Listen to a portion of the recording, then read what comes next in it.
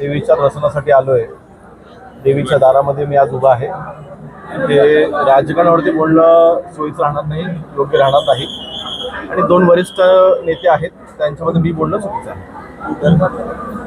आता मंत्रिमंडळाचा विस्तार चर्चा आहे, अपेक्षित आहे, कधी होणार? नाही, त्याची कल्पना आम्हाला नाही। माननीय मुख्यमंत्री महोदय याबाबतचा निर्णय घेतील।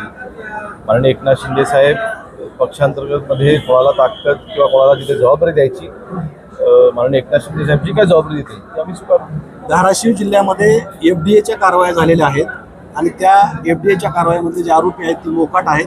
पोलिसाच्या भूमिकेवर प्रश्नचिन्ह निर्माण होतोय, असं का होतंय? एक दोन तीन गोष्टी समजून घेतल्या पाहिजेत। सर्वात महत्त्वाचं म्हणजे ह्या कारवाया अजून मोठ्या पद्धतीने झाल्या पाहिजेत। दुसरी गोष्ट, ही कारवाई होत असताना आपण केंद्राचा जो कायदा आहे तो फॉलो करतो आणि ह्यामध्ये या कायद्यामध्ये काही बदल आपण केले पाहिजेत अशा सूचना आम्ही देखील केंद्र शासनाला आम्ही कळवलेल्या आहेत। आणि मला वाटतं जोपर्यंत आपण कडक नियम करत नाही, जोपर्यंत कडक कायदा करत नाही, तोपर्यंत ह्या गुन्ह्यांमध्ये वारंवार जे सापडत आहेत त्यांना खऱ्या अर्थाने शिक्षा होणार नाही। त्याकरता आम्ही स्वतः पाठपुरावा करतोय। माननीय मुख्यमंत्री महोदय देखील या बाबतीमध्ये संपूर्ण त्यांनी माहिती घेतलेली आहे।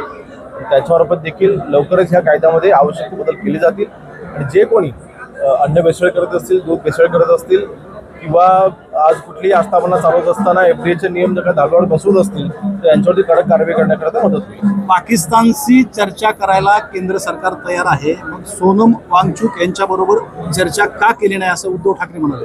नाही बघा, शेवटी आज केंद्र शासनाची भूमिका मी आता राज्य शासनामध्ये आहे, भूमिका मी मांडू शकत नाही। परंतु नीटची ज्या पेपरफुटी झाली त्याला समर्थन कोणीही केलेलं नाही। ज्यांनी ही पेपरफुटी केली त्या प्रत्येकाला कडक शिक्षा झाली पाहिजे या भूमिकेमध्ये आम्ही सर्व आहोत। आता ज्या व्यक्तीचा त्याच्याशी थेट संबंध नाही आहे, जर का त्यांची इन्व्हॉल्वमेंट, जर का मंत्री महोदयांची इन्व्हॉल्वमेंट याच्यामध्ये थेट सापडली असती, चौकशीमध्ये सापडलं असतं तर राजीनामा मागणं करायचीच योग्य होतं असं मला वाटतं। परंतु तरुणांचं जे नुकसान झालेलं आहे, अर्थातच हे नुकसान पुन्हा होऊ नये यासाठी ज्या उपाययोजना करायच्या त्या करणं आवश्यक आहे, त्याच्यावरती काम करणं आवश्यक आहे। हे पुन्हा घडू नये मला वाटतं ह्याच्यावरती काम करणं आवश्यक आहे। मला वाटतं सोनमजी वांगचुक हे अतिशय थोर समाजसेवक आहेत, लडाख करता त्यांनी प्रचंड चांगलं काम केलेलं आहे। तर अशा वेळेस त्यांनी ह्यामध्ये काय सुधारणा आणल्या पाहिजेत ह्याची सूचना त्यांनी करावी ना।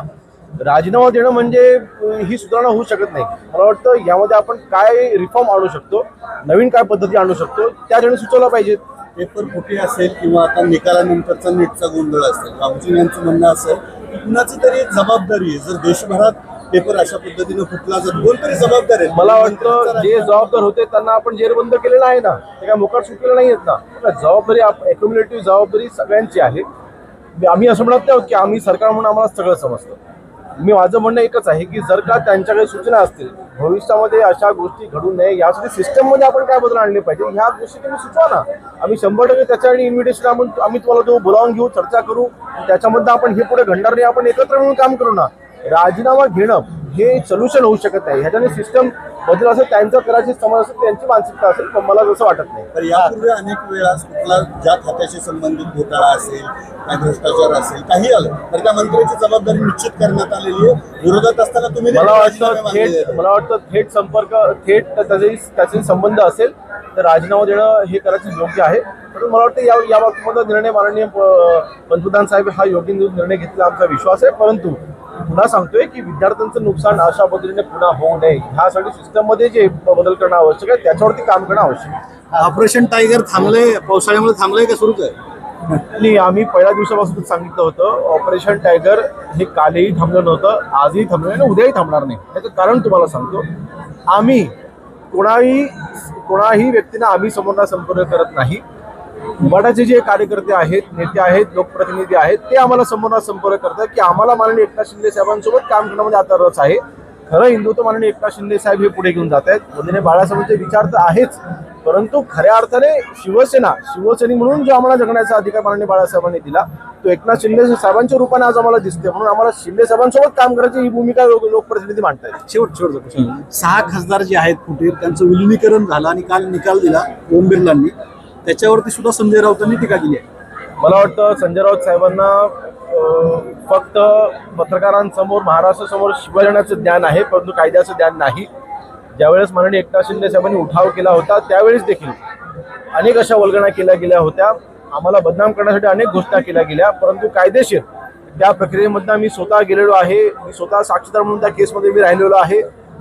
शिवसेनेची पक्षाची जी घटना आहे त्या घटनेकडे उद्धव ठाकरेंनी केलेलं दुर्लक्ष, आपल्या जवळच्या चार चौघांवरती ठेवलेला अतिविश्वास हा त्यांना भोवला आणि मला वाटतं या बाबतीत देखील कायद्याशी आधारितच हा निर्णय झालेला आहे.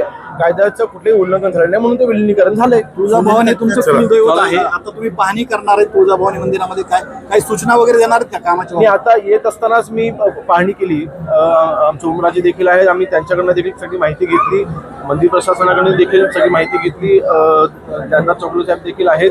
आणि एकंदरीत शेवटी आमचं कुलदैवत आहे, आमच्या आस्था, आमच्या भावना फक्त आमच्याच नाही तर अनेक लाखो भाविकांच्या भावना या मंदिराशी जोडलेल्या आहेत. तर पुनर्बांधकाम होत असताना व्हावं याचा आम्हाला अर्थातच विरोध नाही. ते होत असताना भक्तांच्या सोयीच्या गोष्टी इथे व्हाव्यात ह्याची देखील मला वाटतं काळजी घेतली पाहिजे. परंतु जुनं जे रूप आहे मंदिराचं ते कुठेही हरवता कामा नये, ते देखील जपलं गेलं पाहिजे. ही आमची मला वाटतं त्या दृष्टीने काम योग्यरित्या चालू आहे. रामदास कदम असतील किंवा सुनील तटकरे यांचा वाद आहे. सुनील तटकरे म्हणतात की आता मी भाई म्हणणार नाही रामदास कदम. तो त्यांचा वैयक्तिक निर्णय आहे. मला वाटतं दोघेही नेते हे वरिष्ठ नेते आहेत आणि वरिष्ठ नेत्यांच्या मध्ये माझ्यासारख्या तरुणांनी बोलणं हे योग्य नाही. तुम्ही समंजसपणा दाखवताय, वरिष्ठ नेते म्हणतात त्यांनी बोलणं योग्य नाही. मात्र सुनील तटकरे फक्त भाई म्हणण्यावरच थांबले नाही, तर ते म्हणताय अगदी मरकट होते, मग मदिरा पेली आणि त्यात विंचू चावला कुठेतरी. मला वाटतं महाराष्ट्राची राजकीय संस्कृती बघता मी पण त्यांच्याबद्दल खूप काही बोलू शकतो, खूप तिखट बोलू शकतो आणि त्यांच्याबद्दल तिखट बोलणं म्हणजे सत्य बोलणं असतं. मला वाटतं त्याच्या खोलात पडायचं नाही. आज महाराष्ट्र आमच्याकडे एक वेगळ्या अपेक्षेने पाहतोय आणि जर का मागच्या विधानसभेमध्ये कोणी कोणाला कशी मदत केली, मागच्या लोकसभेमध्ये कोणी कोणाला कशी मदत केली, पितळ उघडं पडेल. त्यामुळे मला वाटतं याच्याबद्दल मी न बोलणं योग्य राहील. पण वरिष्ठ नेते असताना कुठेतरी शब्दांचा स्तर घसरला जातोय, का बरं असं? हे नाही, रामदासभाईंनी असं काही तिथे चुकीचं वक्तव्य केलेलं नाही. त्याला प्रत्युत्तर देत असताना त्यांनी जे काही वक्तव्य केलेलं आहे, नक्कीच पुढच्या निवडणुका आहेत, त्या निवडणुकामध्ये त्यांना करायची आमची गरज नसेल. 2029च्या निवडणुकामध्ये लोकसभेमध्ये त्यांना करायची आमची गरज नसेल. कुठले कुणाच्या गरजेवर ते हे करू शकतात किंवा काय त्यांचं चाललंय काय? आता ते त्या लोकसभा मतदारसंघाचं गणित हे त्यांना माहिती आहे आणि आता जे काही त्यांनी वक्तव्य केलेलं आहे ह्याच्यामध्ये मला वाटतं कुठेही आता भविष्यामध्ये कॉम्प्रोमाइजसाठी जागा राहिलेली नाही किंवा आता हे कुठेही मिटेल असं मला तरी वाटत नाही. परंतु बघू, त्या वेळेचं राजकारण त्या वेळेला ठरवलं जातं. संघर्ष अधिक तीव्र होणार. आता बघू, त्याला निवडणुकीला अजून बराच कालावधी आहे.